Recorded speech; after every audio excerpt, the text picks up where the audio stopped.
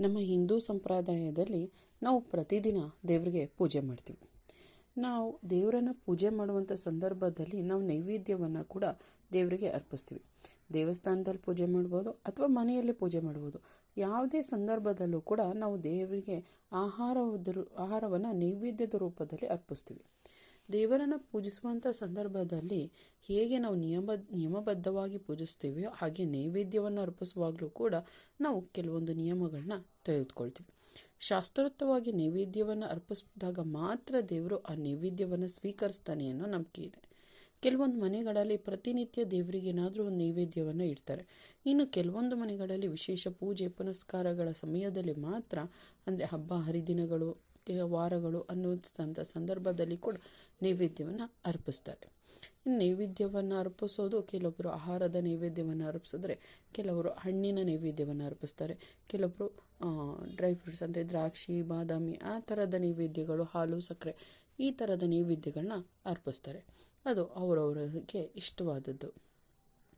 ಇನ್ನು ನೈವೇದ್ಯವನ್ನು ಯಾಕೆ ಅರ್ಪಿಸ್ಬೇಕು, ಅದರ ಪ್ರಾಮುಖ್ಯತೆ ಏನು, ಅದನ್ನು ನಾವು ಸೇವಿಸೋದ್ರಿಂದ ಏನಾಗುತ್ತೆ, ಅದರ ಬಗ್ಗೆ ಈ ವಿಡಿಯೋದಲ್ಲಿ ಪೂರ್ತಿಯಾಗಿ ತಿಳಿಸ್ಕೊಡ್ತೀನಿ. ಅದಕ್ಕೂ ಮುಂಚೆ ನನ್ನ ಚಾನಲ್ನ ಸಬ್ಸ್ಕ್ರೈಬ್ ಮಾಡದೆ ನೋಡ್ತಾ ಇದ್ದೀರೋ ಅವರು ಸಬ್ಸ್ಕ್ರೈಬ್ ಮಾಡ್ಕೊಂಡು ಪಕ್ಕದಲ್ಲಿ ಕಾಣೋ ಬೆಲ್ ಐಕನ್ ಮೇಲೆ ಕ್ಲಿಕ್ ಮಾಡಿ ಆಲ್ ನೋಟಿಫಿಕೇಷನ್ನ ಸೆಲೆಕ್ಟ್ ಮಾಡ್ಕೊಳ್ಳಿ. ಹಾಗೆ ಈ ವಿಡಿಯೋಗೆ ಒಂದು ಲೈಕ್ ಮಾಡಿ ಮತ್ತು ನಿಮ್ಮ ಅನಿಸಿಕೆ ಅಭಿಪ್ರಾಯನ ಕಮೆಂಟ್ ಮುಖಾಂತರ ತಿಳಿಸಿ. ನಮ್ಮ ಹಿಂದೂ ಶಾಸ್ತ್ರಗಳಲ್ಲಿ ದೇವರಿಗೆ ಪೂಜೆಯ ಸಮಯದಲ್ಲಿ ನೈವೇದ್ಯವನ್ನು ಅರ್ಪಿಸುವುದು ಒಂದು ಧಾರ್ಮಿಕ ಕ್ರಿಯೆ. ಇದು ಒಂದು ಧಾರ್ಮಿಕ ಕ್ರಿಯೆ ಅಂತ ಮಾತ್ರ ಅಂದ್ಕೊಳ್ಳಲ್ಲ. ಇದು ಕರ್ಮವನ್ನು, ಅಂದರೆ ನಾವು ಮಾಡೋ ಕೆಲಸವನ್ನು ಕೂಡ ಶುದ್ಧೀಕರಿಸೋದು, ಹಾಗೆ ಆಹಾರವನ್ನು ಶುದ್ಧೀಕರಿಸೋ ಸಾಧನ ಅಂತ ಹೇಳ್ತಾರೆ.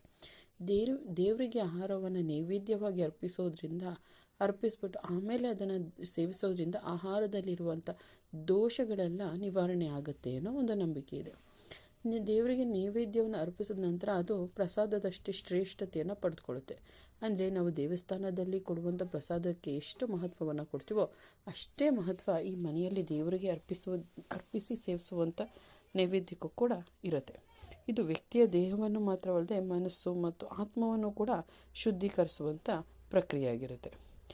ಇನ್ನು ಆಹಾರ ಕೇವಲ ಜೀವಿಗಳ, ಅಂದರೆ ಮನುಷ್ಯರ ಹೊಟ್ಟೆಯನ್ನು ಮಾತ್ರ ತುಂಬಿಸೋದಲ್ಲ, ಅದು ನಮ್ಮ ದೇಹಕ್ಕೆ ಶಕ್ತಿ ಮತ್ತು ಮೌಲ್ಯಗಳನ್ನು ಸಹ ನೀಡುತ್ತೆ.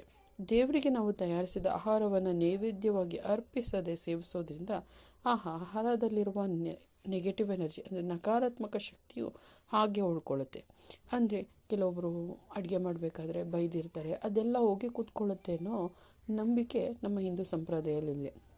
ದೇವರಿಗೆ ನೈವೇದ್ಯವಾಗಿ ಅರ್ಪಿಸ್ಬಿಟ್ಟು ತಿನ್ನೋದ್ರಿಂದ ಆ ಆಹಾರದಲ್ಲಿರುವಂಥ ಏನೇ ನೆಗೆಟಿವ್ ಶಕ್ತಿಗಳಿದ್ರು ಅಥವಾ ಏನೇ ಇದ್ರೂ ಕೂಡ, ನೆಗೆಟಿವಿಟಿ ಇದ್ದರೂ ಅದೆಲ್ಲ ನಕಾರಾತ್ಮಕ ಎಲ್ಲ ಹೋಗಿ ಸಕಾರಾತ್ಮಕವಾಗಿರುತ್ತೆ.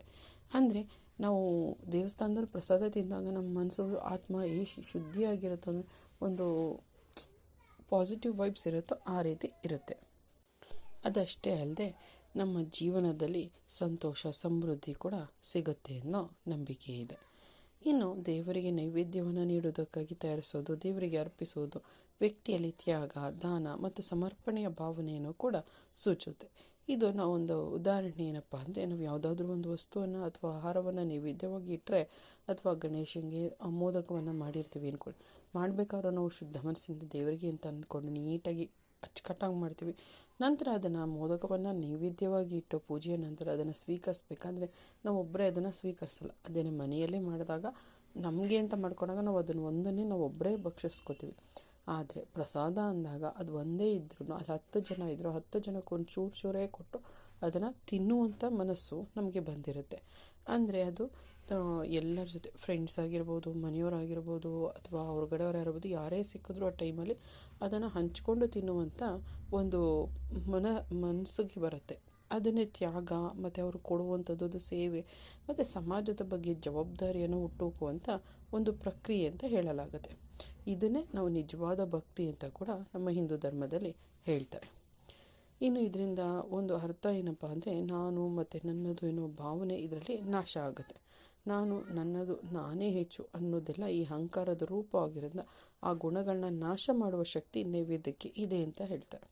ನೈವೇದ್ಯವನ್ನು ಅರ್ಪಿಸಿ ವ್ಯಕ್ತಿಯ ಮನಸ್ಸಿನಲ್ಲಿ ನಾನು ತಿನ್ನುವ ಅಹಂಕಾರವ ಬಳಸುವ ವಸ್ತು ದೇವರ ಅನುಗ್ರಹದಿಂದ ಉಂಟಾಗುತ್ತೆ ಅನ್ನೋ ಭಾವನೆ ಎಲ್ಲರ ಮನಸ್ಸಿನಲ್ಲಿ ಉಳ್ಕೊಳ್ಳುತ್ತೆ. ದೇವರಿಗೆ ಅರ್ಪಿಸುವ ನೈವೇದ್ಯವನ್ನು ನಾವು ಅಹಂಕಾರವನ್ನು ನಾಶ ಮಾಡೋದಲ್ಲದೆ ನಮಗೆ ನಮ್ರತೆಯನ್ನು ಅಂದರೆ ಸಾತ್ವಿಕ ಸ್ವಭಾವವನ್ನು ಉಂಟು ಮಾಡುತ್ತೆ.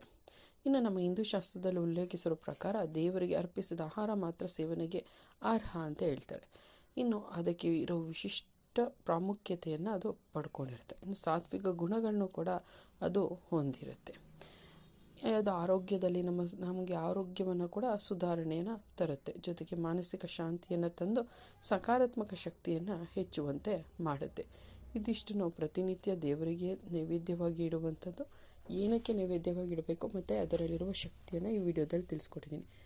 ಯಾರಿಗೆ ಈ ವಿಡಿಯೋ ಇಷ್ಟ ಆಯಿತು ಲೈಕ್ ಮಾಡಿ, ಹಾಗೆ ನಿಮ್ಮ ಫ್ರೆಂಡ್ಸ್ ರಿಲೇಟಿವ್ಸ್ಗೂ ಕೂಡ ಶೇರ್ ಮಾಡಿ.